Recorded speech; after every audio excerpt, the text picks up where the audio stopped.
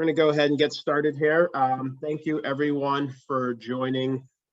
This is our second masterclass. The topic is e-sign subscription automation. As many of you already know, we have a tightly integrated feature that allows your investors to, as part of their walking through your customized investor flow, to actually e-sign their documents within the platform. With that, there's a lot of really interesting features that we've built around this to enable the e-sign functionality and make your investors' experience as seamless as possible. So kind of like we've laid out here in this brief description. Basically, we're going to talk about how you can leverage our platform tools to create a seamless investor experience. We're going to focus a lot on how to eliminate error-prone practices that require your investors to manually fill in data in your subscription documents. So some of the topics that we will cover will be first, how to create an accurate, easy to maintain e-sign templates, how to reduce errors on investor side inputs, specifically by using the pre-population functionalities that we have in our e-sign tool, how to leverage our co-subscriber feature. This is a relatively new feature that we've launched recently. And then how to use dynamic lists to assign e-sign documents to different investors. If you were part of our last masterclass on investor lists, we actually covered this in detail. So we'll just touch on this again as it relates to e-sign documents. And lastly, if we have time, we'll at least talk about the PDF to HTML automation tool. So we're working on a tool that will make it a lot easier for you to translate your PDF documents, your subscription documents, over to our form builder. And the next phase of that, it would be to allow an auto mapping to occur so that you don't actually have to do all the mappings and HelloSign yourself. So just kind of give you a sneak peek of that preview, and we're always iterating to try to make this feature as seamless as possible for you. So we're going to start by taking a little tour through our forms. When it comes to making a very seamless errorless e-sign document, a good place to start is making sure that you have all the information that you want to collect from your investors built into your platform. So if you go over to platform and you head over to your forms, as you know, the forms are separated by individual investors, institutional investors, and issuers. So obviously, for the purposes of this webinar, we'll be focusing on our investor roles, which are the individual investors, as well as the institutional investors. Clicking into any forms, you can see the fields that are already there. You can add new fields. So let's say we wanted to add a new piece of information about the investor that we wanted to be able to populate in our e-sign document, and we wanted to leverage our automation tools to do so. First, we go ahead and add a new field. In this case, let's add a text box field. We'll call it favorite color. We'll be mapping that. And you'll notice that when you add in a text here, it's actually going to create a key for you. So initially starts with a generic key. If you have been using our platform for a while, you'll notice that a lot of your forms had generic keys. If they do, keep them that way. Don't change them, because if you ever change your keys, you're going to lose that data. You're going to lose that syncing of data that's already been populated. But anytime you do create new form fields, we created a feature recently where we'll create a little bit friendlier key name for you. Why this is very important is this is what you're going to be on the lookout for in your e-sign document. When you're looking to map, you're actually going to look for this exact text that you see in this key. And then something else that's really important is down here, we have a few different options when you're creating your form. There's one here that says add to e-sign mapping. So the reason we have this is because there is a limit on how many fields you can map to your document. There's actually a limit of 400 fields. most cases, no one's ever going to hit that, but we have had some cases where someone has, 500-600 fields in their forms, and what will happen is you'll open up your e-sign document and you'll be like, "Whoa, where are these extra fields?" And it's because we can only send the first 400. This allows you to then, specifically specify the fields that you want, because even though you have 600 fields in your form, I've never seen an e-sign document that has 600 inputs. So most likely you don't need to send all of those fields, and there's a small subset, maybe 20, 25 fields that you ever actually need.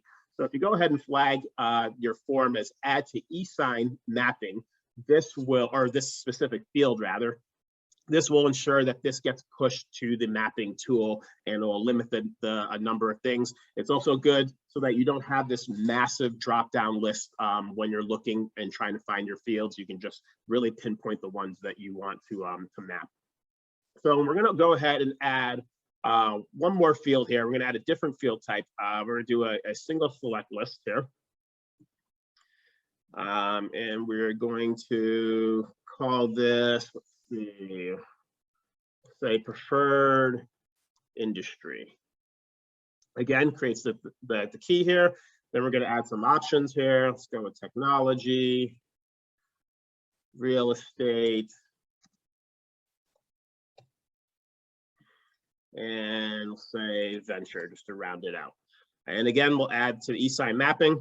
We'll save these. So all of a sudden now we have two new fields that we're collecting from investors because we want to populate. Now, to ensure that the investors actually provide you with this information, you can go ahead and flag these as required. So this is important. If the information needs to absolutely be populated into your e-sign document, you don't want to think about flagging it as required, further downstream. You want to do this upfront when they're actually using the platform forms, whether it's a profile form or a KYC form. Make sure that they're giving you the information there, and that will guarantee that information gets populated over.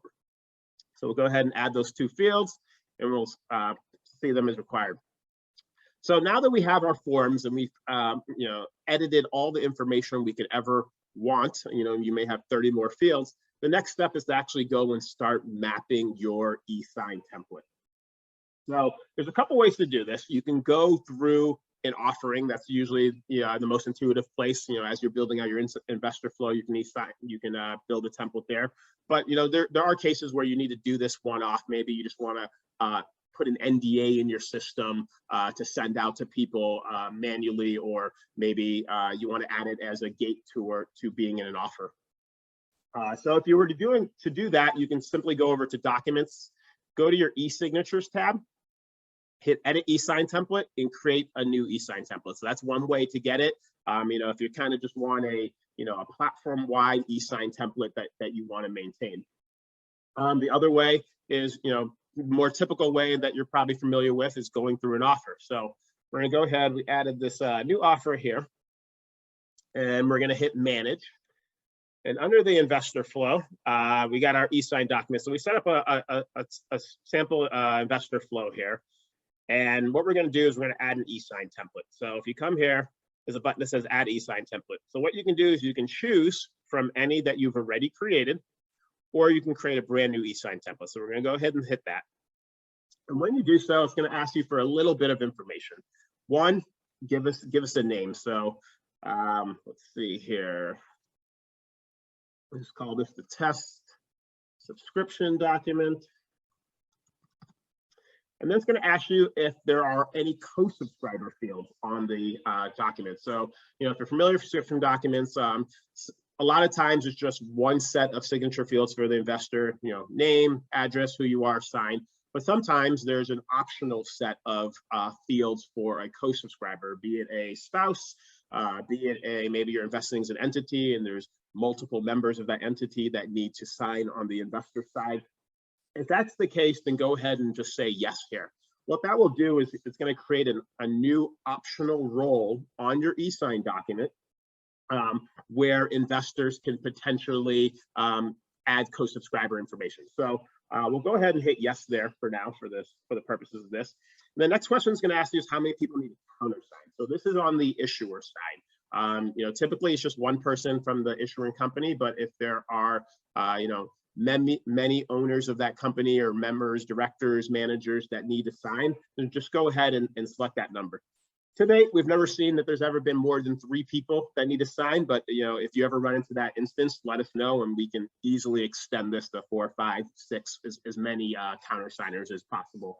But really, I actually never even seen more than 2. So we kind of give you 3 as just a catch all in case you go past the most we've ever seen.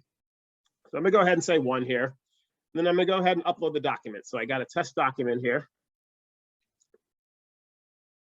And then we're gonna hit create template. So now what is happening right now is that PDF document that you have in your system is being sent over to our provider HelloSign, and it's gonna dump you into their eSign template building interface. So over here on the left, you'll see that there is quite a bit of options here. And one of the most important parts to pay attention to is the signers here. So because we said there's potential co-subscriber fields, it actually created 2 investor roles. So the first one that has no number next to it is going to be the primary investor, who's signing first when you're going through this flow. Investor 2 is going to be the co-subscriber. And what's nice is obviously all of your investors don't have a co-subscriber. So all we were saying is that, hey, our document has the potential of having a co-subscriber. And what will happen is when the investor actually goes through the flow, they'll be able to tell the system, do I have a co-subscriber or not? And if they don't, those co-subscriber fields will actually just magically be removed and no one will have to fill them out.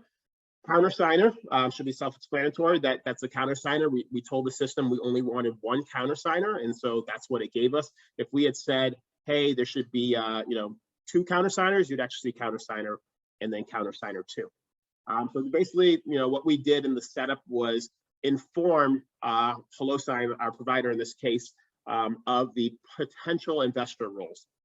This pink one up here is very special. It's the sender role. So that's how we are able to send data that's collected into the platform to the eSign document. So the sender fields is a built-in special role that allows you to pre-populate anything you collected from the investors that you set up in the forms that first step that we showed, and then fill them out. And so in an ideal scenario, you would have pretty much almost all sender fields in here. And so that your investor just logs in, looks at the information, says that, hey, this matches what I inputted, and then they sign and they're done. And then that eliminates errors because we have so much great form validation in our actual form built into your system.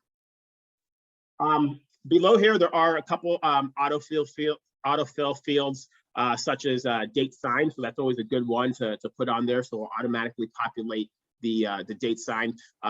Something that we say is pretty good to do. A lot of times in subscription documents, we see where a date field will split up the day. It'll say the 4th day of X month on this year, and that just becomes a little bit more challenging for the investor because you got to put a bunch of little boxes there and they got to fill it out. So I do recommend that if you have that, if you can, to just have that as a just an empty date field with a line so that you can go ahead and just drag this date field over here and just put it on here. And so the investor doesn't even have to worry about it. It's going to automatically populate the date that they signed on. So the next field we have here is an amount. So again, you definitely don't want the investor to be putting in an amount by hand because during the investor flow, they already told you exactly how much they wanted to invest.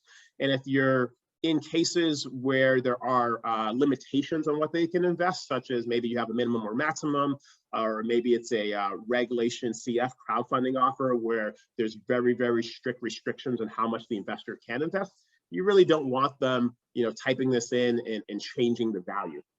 So what we're going to do is we're going to choose a sender value, meaning we're going to send this from the platform. So we'll go ahead and grab this text box here. And what you can see here is you look over to the right here, there's a little drop down here that says what text goes here. So basically, this is where you are specifying what information from the platform should be populated here. And as you can see, we added a couple custom fields. So we added this favorite color right before we started, and we also added this preferred industry. So you can see anything we add in our form automatically becomes a field here that can be populated on the document, which is fantastic. But then, and there is a distinction here. So these fields here that have a $ in front of them, those are your custom fields. So we set them apart just so that hey, if this is a field that I added to the system, it's going to be prefixed with a $. Those are all the custom fields. Outside of the custom fields, we have a lot of built-in fields. So these are, fields that, things like address, name. These are core to the platform. They're things that you never had to add to your form. And we put this list in here of the most common options that people usually typically want to add to their e-sign. So we're going to scroll down to investment amount because that's what we want to put here. So we don't want to put favorite color in this amount field. We want to, and you'll notice there's a couple options there. There's investment amount and there's an investment amount read only.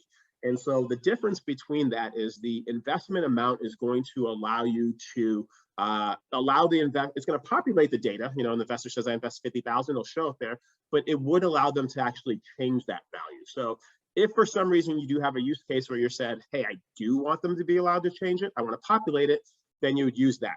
In most cases, it makes sense that whatever they told you in the platform matches the document, and you should use the read only. So I'm going to go ahead and use the read only. And then really quick caveat here, or a best practice is when you're using these sender fields, make them as large as you can. In this case, I don't have a ton of room, but the reason for that is, as some of you have seen, HelloSign has a little quirk where when it's sending these data, it's pre-populating this data.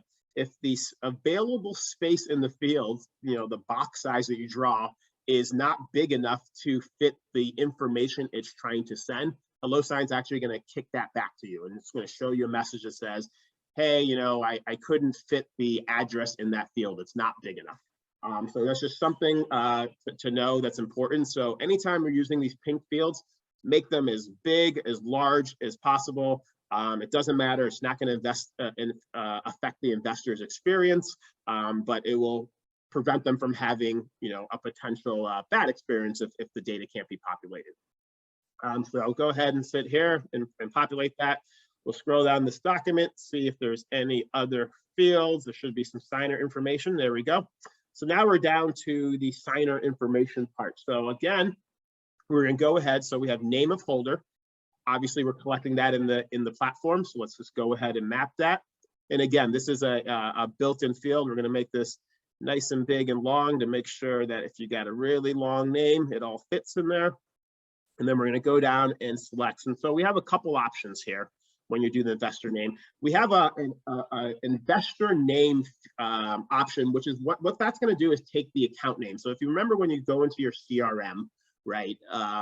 If they're entities, you show you the company name, and if they're individuals, we show you, their first and last name.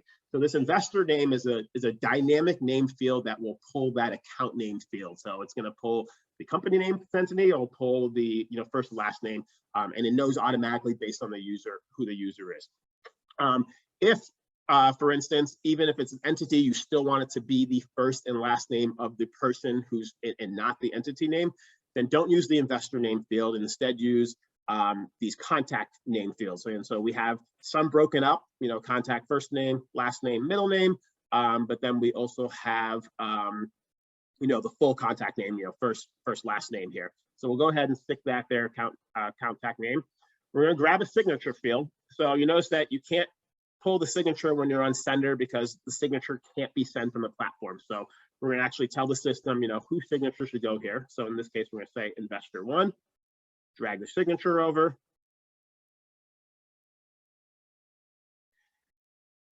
Then we're going to pull a sender field. We're going to drive another text box here. And in this case, I'm actually going to switch these around. So I'm going to go ahead and put the contact name here because that's the individual person's name. And I'm going to use investor name up here. for name of folder. And in the case of this document, if this is an entity, I want this to have the entity name here. If it's a person, it'll be dynamic. But here, I always want it to be the person's name. Lastly, I am going to pre-populate the title. That's also a built-in field in our system. So you can skip past the $signs all the way down to title. And there we go. So everything over on this section, there's a little bit more we can continue to pre-populate down here. So let's go ahead and pre-populate the investor's email address. So we'll go down to email. We'll do phone number. Oops. Scroll down, should be a phone in here. And lastly, we can populate their address. We're gonna make this real big because we're gonna use the full address feature. So we do have the address broken up. Depending on what your subscription document looks like, you may have, multiple lines where it says, give me the city on one line, give me the street on another. So we have that, broken up here based on that, city only address, city, state, zip, basically any kind of parsed out combination. But then we also have something that's just full address. So we'll just put the entire full address. Again, you can do it read only if you don't want them to change it, or you can do it as full address here. So we'll go ahead and put that. And then, so we got a signer here. And so lastly, we're going to go ahead and put our countersigner here. We already pre-populated the rest of their information, so we don't have to type it. If this wasn't already in here, you could then just go ahead and drop text boxes in there for the issuer to sign. And even though this document, this sample I have, doesn't actually have co-subscriber fields, we're gonna pretend that it does, and we're gonna drop some co-subscriber fields in here. So investor 2. We'll go ahead and just drop a text box here. We'll call this the co-subscriber's name, and we will drop a signature field for the co-subscriber. And as he said, when the investor goes through, this is going to be dynamic. If they select there's no co-subscriber, these fields are just going to magically disappear. If there is a co-subscriber, the co-subscriber will be able to fill these out. Now that everything looks good, we're going to hit continue. Remember to hit continue. That will save your template. If you hit X, you will lose your changes. So always hit continue here. And once we hit continue, it's automatically going to select that document we just created. It's going to ask us if you want to give it a name. So by default, it'll say signed subscription agreement. But if you want the name of the step that the investor sees when they go through to say something else, you can type that in here.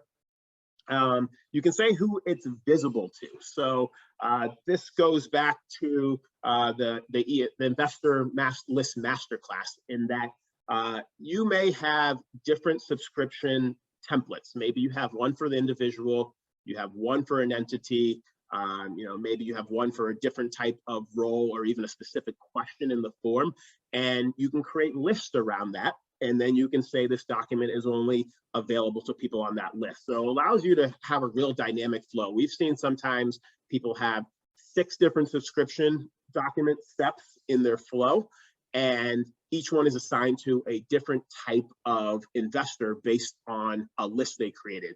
It could be something as simple as a question. It could be a yes or no question that you have in their form that takes them down a different path and determines which e-sign document they should sign. So it's really powerful. And as the investor, you'll only see the ones that match you based on your list. So even if you have 9 e-sign documents in your flow here, if they're all assigned to different lists and you as the investor are part of 2 of those lists, you'll only see those 2 documents. So it's really, really powerful how you can scope what people need to sign based on information they've presented to you. And then it's gonna ask us for the countersigner. So we're gonna choose a countersigner on here, and then we're gonna go ahead and hit save. So this is from the administration view. Just kind of recap what we did here. We first started with our forms, and we made sure that we added any fields that we wanted to collect. We then went over to our offer, but we talked about how you can do this standalone by going to platform documents, or you can do it in the offer investor flow. We uploaded our e-sign template, and then we started mapping it, and we made special attention to the sender fields because that's where you get the best, the most seamless experience for your investors, where they're going through, filling out information, and everything's populated. So we're going to go over to the investor side and kind of preview exactly what that looks like there. So I'm going to switch over here. And as an investor, I'm going to come through. You can see the steps here, since, for instance, signed documents here. After this, we'll go through and show you what it looks like when you have a list assigned and how this dynamically updates based on that. We're going to go ahead as an investor. Let's say we want to invest $50,000. We're going to go through our normal flow that we have set up here. These were the two new fields that we added to our form. So what's nice is that, even though we had filled out this KYC form before, because there's new information that is required, it's going to make us complete that before we can proceed. So the system is always dynamic. It always knows, hey, what's the latest information? Is it required or not? Should I make the investor fill it out? Go here, submit, accreditation.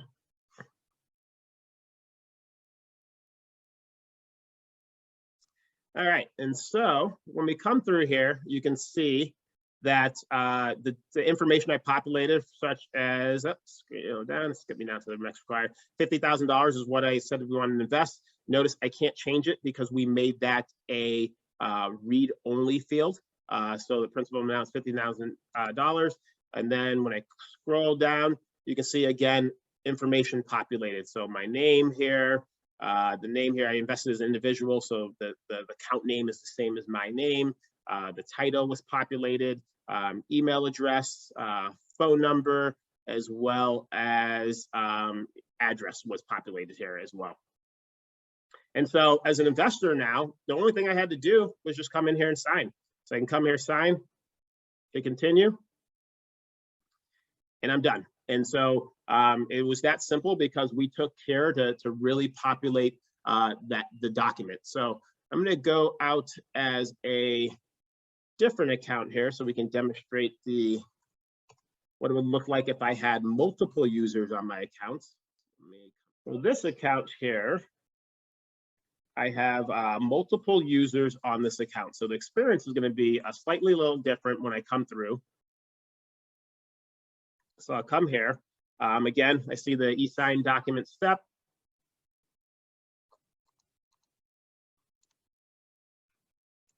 Choose how I want to invest. Fill out any new required fields. And so before we didn't see this screen. So this is different. So in my other test account, I had one user. And so I didn't have any other users on my account, so by default, there was no co-subscriber. So the system was smart. The system said, well, there's no other co-subscribers on your account, so we don't need to give you this selection, just throw you in the e-sign document. In this case, though, I do have multiple users on my accounts. And so what it's going to do is ask me, who should be the signer. This feature, even if you didn't have the co-subscriber enabled, it will still take you to the screen. And this feature is powerful for situations. We have situations where sometimes an investor account, they have a rep or their RIA and themselves. And sometimes the RIA is going through and filling out all this information for the investor, but the investor still needs to sign. So what's nice is the RIA can go through, fill out all the information, and then when they get to the screen, they can actually say, hey, you know what? Someone else actually needs to sign, the investor, so they can choose who the signer is. And then similarly, because we said there was co-subscriber fields, we can actually choose what other user would be the co-subscriber. So again, in this case, I'm going to choose myself as the signer, this account, Mark Smith, and then I'm going to choose another investor on our account to be the co-subscriber. So when I go through, since I chose myself, if I didn't choose myself as the primary signer, it would actually just skip this step. So it would actually say, hey, you're not the signer, you can proceed. I could create the transaction. And then what would happen is whoever is the signer would get an email to come back in and sign. So everything's dynamic, based on who should sign. It either says you got to sign or it lets you keep going through the flow. So again, here, you can see the amounts.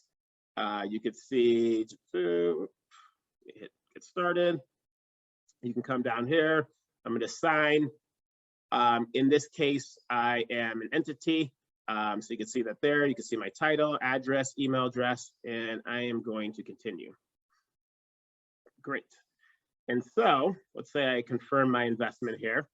Now, what's going to happen is, since I signed, but I also said that there is a co-subscriber, what's going to happen is that co-subscriber's turn to sign now. So you can see here, it says signed by me, but now it's awaiting a signature from Elite Capital, same company, but it says the email, Douglas@outlook.com, who is that co-subscriber. And then it also shows the issuer. So now the co-subscribers got an email, they can come in and they can click as well to sign the document. So that kind of, basically shows you how you can have, just one user on the account breeze through, and then the other fields are, dynamic, don't need to be signed, or you can specify a co-subscriber and they'll get an email to complete the process, and it just goes in order: primary signer, co-subscriber, and then the issuer. So real quick, we are going to real quick take a look at the list feature that I mentioned. Just touch on that. As I said, we dove into that in detail during the masterclass, but just wanted to show you, how this is, pretty powerful here. So let's say I came over to my account, and I'm going to go ahead and cancel my investment so I can go through and do this again. So go through here, cancel, and then over here we added this new let's see, preferred industry, and let me see what I answered for that question. So I answered real estate. Okay, great. So we have this preferred industry dropdown. So we're going to create a dynamic list. So if you recall, dynamic lists are lists that automatically populate who is on the list based on whether they answer the question right, the right or wrong way. And so you never have to maintain that list, which is great. So we're going to create a list for technology, which is what my previous test person said. So there is one person on the list here, but my current account is not on the list. So we'll go ahead and we'll say technology industry. Call it prefers technology industry, and we'll save that as a list. And so what we're going to do is we're going to come back here and we're going to take that list on that e-sign document that we had here, and we're going to say this is only visible to people on that list. So let's see, prefers technology industry. So now what's going to happen is, since I did not select technology as my user, when I go back to this offering, you can see here, I no longer have an e-sign step. So the system knows I'm not on that list, and so I don't have to sign. But while I'm in the process of filling out the form, if for some reason I do become on that list, that's the dynamic list, let's say I choose technology and I hit submit, all of a sudden you can see the e-sign document step appeared. So the system immediately knows what list you're on when they're dynamic. It's an extremely powerful feature. And so, you can have questions literally in your form that dictate what documents the person has to sign literally in real time. Because I answered that question, it immediately populated this e-sign step. So just wanted to, didn't want to go as in depth on list as we did last time, but just wanted to show that that was a possibility.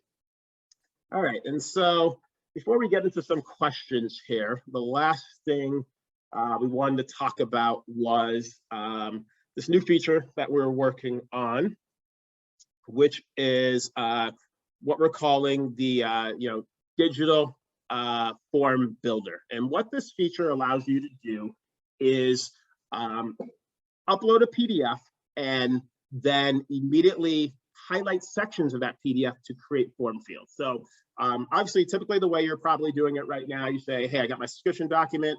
The ability to use sender fields and populate it is very powerful, makes the investor experience very seamless if they don't have to re-enter any data. But it's depending on the document, it can be a little bit of a pain to get all that information in here. Maybe you're using dual screens, you're looking at the PDF, you're copying it over. So we're working on a way to make that a lot faster, make that a lot easier. How do we make the subscription document conversion process as easy as possible? So there's this new section called digital forms here. When you click into here, you're going to get this little interface right here where you can kind of drag here, so if you need to see more. And then you can upload a PDF here. So if I was to upload that PDF that I was working on, and you'll actually see your PDF side by side on the same screen. And then as you highlight things, so let's say, let's assume that this name of holder was a field. You can see as soon as I highlighted name of holder, because that's a field that needs to be populated. Obviously, in this case, name is built into our system, but let's assume this was a new field that needed to be a custom field in your system. As soon as I highlighted it, it showed the form builder options came here. So it says, hey, what type of field is this? So I can say it's a text input. And notice here, it automatically populated the text that I highlighted. So extremely powerful. You can come through here and just highlight and creates the field. Highlight, creates the field. And so basically this makes it very easy, much more seamless to build out your forms from your PDF. And it can be for any text in here. So, I can close the editor, I can come here, let's say I wanted to create a question and, I wanted all this information here. Didn't quite highlight that well, but, as you can see how it just populates all of that, automatically creates a key for you, and you can choose the type. So, so hopefully we hope this helps make your your conversion from PDF or any custom questions that we don't have over to HTML or over to our HTML forms, I should say, a lot simpler. And typically the process here would be, go through any fields that are kind of custom in your document, get them over into this digital form repository here.